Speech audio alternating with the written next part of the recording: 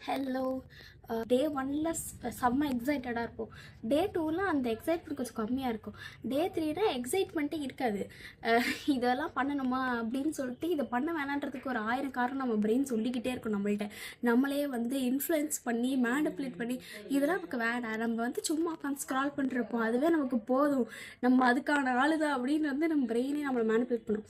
நம்ம அந்த மேனிப்புலேஷனுக்குலாம் வந்து ஆள் ஆகாமல் நம்ம வந்து நம்மளோட வேலையை 3வது நாளும் கண்டினியூ பண்ண வந்திருக்கோம்னு நினச்சா கொஞ்சம் ப்ரௌடாக இருக்குது.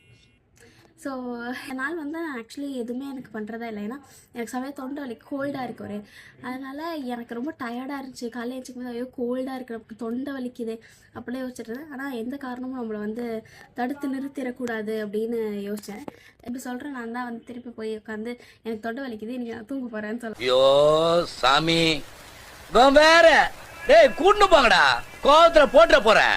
நேற்று மண்டேயில் டே 1 வந்து நான் ஃபோனில் யூஸ் பண்ணிகிட்டு இருந்தேன். கொஞ்ச நேரம் தான் காலையிலனால அப்படி ஃபோன் இல்லாமல் இருக்க முடிஞ்சிச்சு. அதுக்கப்புறம் நான் ஃபோன் யூஸ் பண்ண ஆரம்பிச்சிட்டேன். ஆனால் டே 2 வந்து கொஞ்சம் கம்மி பண்ணேன்.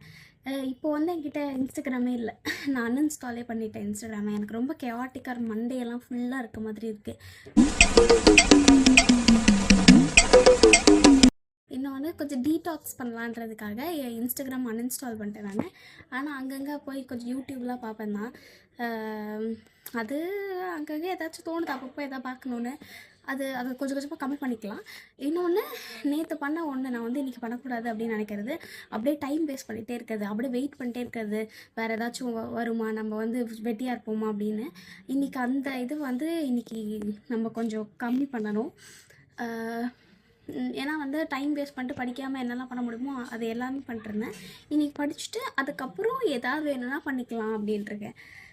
ஸோ பார்ப்போம். ஒர்க் அவுட்லாம் முடிச்சாச்சு.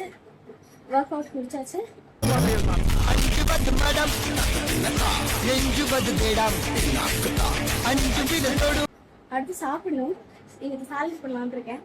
எங்கள் வீட்டில் மூக்கல்ல எல்லாம் ஊற வைக்க சொல்லுவீங்க, வேக போட்டிருக்காங்க. கண்ணெல்லாம் கட்டுது. அதனால சாலட் செஞ்சு சாப்பிட்டுட்டு எப்ப பார்த்தாலும் சோறு சோறு சோறுன்னு படிக்கிற வேலையை பார்ப்போம். இப்போ சாலட் வந்து எங்கள் அம்மா பண்ணி கொடுத்தாங்க. நானே பண்ணலாம் தான் நினச்சேன், அதுக்குள்ளே அவங்களே பண்ணி எடுத்துகிட்டு வந்துட்டாங்க. அதனால் கொஞ்சம் ஜாலியாக சாப்பிட போகிறேன். இதில் வந்து கேப்சிகம் இருக்குது, கேப்சிகம் இல்லை, ஆனியன், டொமேட்டோ, இது கேரட்டு, அப்புறம் வந்து சிக்பீஸ் இருக்குது. சாப்பிட்டுட்டு படிப்போம். எங்கள் வீட்டில் சோமாஸ் எல்லாம் இருக்குது. இங்கே இருக்குது, நான் பார்க்கல. இது வேறு சோமாஸ்லாம் இருக்குது. இவங்க வீட்டில் ஏதோ ஃபங்க்ஷன் போயிருக்காங்க, அந்த நிறைய சோமாஸ் இதெல்லாம் கொடுத்துருக்காங்க. எங்கள் அம்மா சாலட் பண்ணி கொடுத்தாங்க. எங்கள் பாட்டி வந்து சோமாஸ் சாப்பிட வேண்டியது சாலட்ல எவ்வளோ சாப்பிடுவானா, சோமாஸ் சாப்பிட எப்படிங்கிறாங்க. நானே வந்து இப்போதான் எனக்கு கொஞ்சம் ஹெல்த்தியாக ஆக்கலாம், நம்மளே குப்பையெல்லாம் தான் சாப்பிட்டுக்கிட்டு இருக்கோம், கொஞ்சம் பெட்டராக சாப்பிடலாம் அப்படிங்கிறதுக்காக வாழ்க்கையில முதல் நாள் வீட்டில் சாலட் கொடுத்து சாப்பிட்ருக்கேன். இதுக்கு எங்கள் அம்மா சோமாஸ் சாப்பிட்டு சாலட் சாப்பிடாதன்னு சொல்கிறாங்க. இன்னொன்று, எனக்கு வந்து இந்த ஃபீலிங் ஆக்சுவலி ரொம்ப பிடிச்சிருக்கு. நானே என்ன ஒரு பெட்டர் பர்சனா அப்படின்னு உணர்றது எனக்கு ரொம்ப நல்லா இருக்கு. நம்ம ரொம்ப தூய்மையானவங்க அப்படின்ற மாதிரி ஒரு ஃபீல் இருக்கு சாலட்ல சாப்பிட்றது. நீங்களும் அந்த ஃபீலிங்காக ட்ரை பண்ணி பாருங்க. இதுவும் ஒரு விதமான டோபமைன் தான் போல, நல்லா தான் இருக்கு. தற்போது நிலவரம் என்னன்னா, நான் இன்னைக்கு ஃபுல்லாக படிக்கவே இல்லை சுத்தமாக.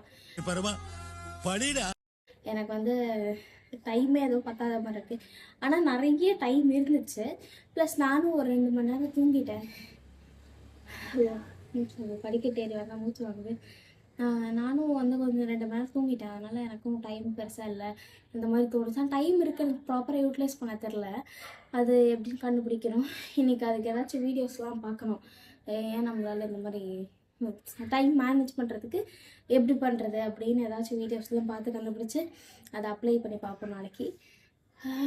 இன்றைக்கி வந்து எனக்கு ஆஃபீஸ் இருந்தால் கூட நான் அவ்வளோ தூங்கியிருப்பேனான்னு தெரியாது.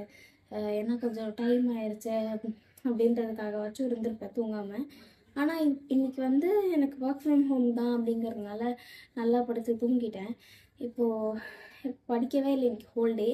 எனக்கே ரொம்ப மன வருத்தமாக தான் இருக்கேன்ல, இவ்வளோ டைம் வந்து நான் யூட்டிலைஸ் பண்ணாமல் இருக்கேன்னு.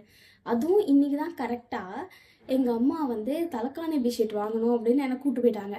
சரி, ஒரு நமக்கு ரெடி ஆகிற 1 hour இருக்கும்ல, நம்ம ஆஃபீஸ்க்கு கிளம்பி போகிற 1 hour, அந்த 1 hour இருக்கும். சரி, அந்த 1 hour வச்சு மேனேஜ் பண்ணிக்கலாம் அப்படின்னு நினச்சேன். அதில் படிச்சுக்கலாம் அப்படின்னு. ஏதோ தலைக்காணி பெட்ஷீட்னா வந்து அத்தியாவசிய தேவை அப்படிங்கிற மாதிரி எங்கள் அம்மா போய் தலைக்காணி பெட்ஷீட் வாங்கி ஆகணும்னு சொல்லிட்டு தலைக்காணி பெட்ஷீட் வாங்கி கூப்பிட்டு போயிட்டாங்க. அதுலேயே டைம் பெருசால தான் டைம் ஆயிடுச்சு. போயிட்டு ஒர்க் ஃப்ரம் ஹோம் இன்னைக்கு 5:30 ஷிஃப்ட்டுங்கிறதுனால நான் போயிட்டு வேலையை ஆரம்பிக்கணும். என்னோட டே முடிஞ்சிருச்சு. நாளைக்காச்சும் கொஞ்சம் நல்லபடியாக அவன் என்னோட ஆண்டவரை வேண்டிக் கொள்வேன்.